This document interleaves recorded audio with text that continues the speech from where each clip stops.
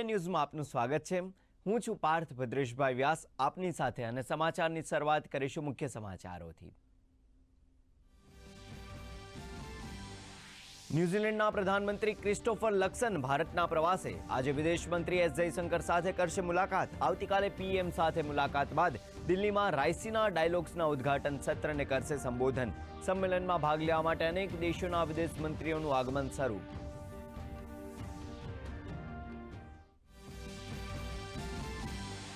લેક્સન ફ્રીડમેન સાથે પ્રધાનમંત્રી નરેન્દ્ર મોદીનો પોડકાસ્ટ સાક્ષાત્કાર આજે સાંજે થશે પ્રસારિત। હિમાલયમાં વિતાવેલ સમય અને સાર્વજનિક જીવન સહિત અનેક મુદ્દાઓ પર ચર્ચા। પીએમએ લોકોને પોડકાસ્ટ સાંભળવા કરી અપીલ।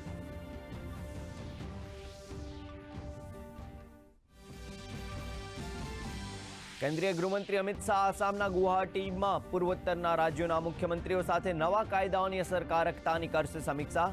કોકરાઝારના એબીએસયુના વાર્ષિક સંમેલનમાં પણ લેશે ભાગ।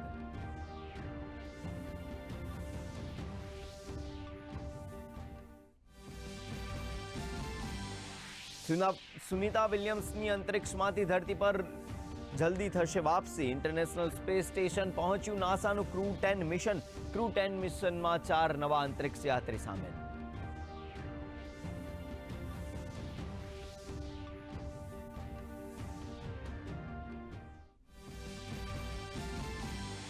નવી દિલ્હી ફિટ ઇન્ડિયા કાર્નિવલનો આજથી થશે પ્રારંભ। વધુ સ્વસ્થ અને સક્રિય જીવનશૈલી પ્રત્યે જાગૃતતા લાવવા પર ફોકસ।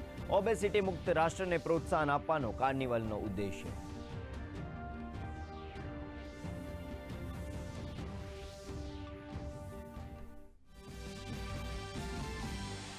કેન્દ્રીય મંત્રી મનસુખ માંડવિયાએ સાબરમતી રિવરફ્રન્ટ ખાતે fit India Sunday on cycle અભિયાન અંતર્ગત ચલાવી સાયકલ। માંડવિયાએ કહ્યું, સન્ડે ઓન સાયકલ આજે બન્યું કલ્ચર। ઓબેસિટી વિરુદ્ધની લડાઈમાં સન્ડે ઓન સાયકલ સાથે જનજાગૃતિ લાવવા કર્યું આહવાન।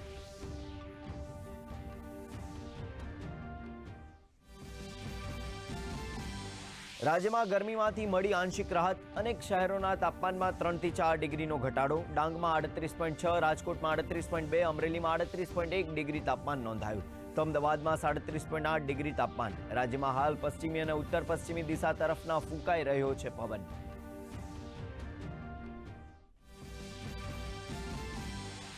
અમેરિકાએ તોફાનમાં મચાવી તબાહી। અત્યાર સુધી 26 લોકોના મૃત્યુ। તોફાનને કારણે મિસોરી, અરકાનસાસ, ટેક્સાસ અસરગ્રસ્ત। લોકોને સૌથી વધુ પ્રભાવિત મિસોરી પ્રાંત છોડવાની સલાહ।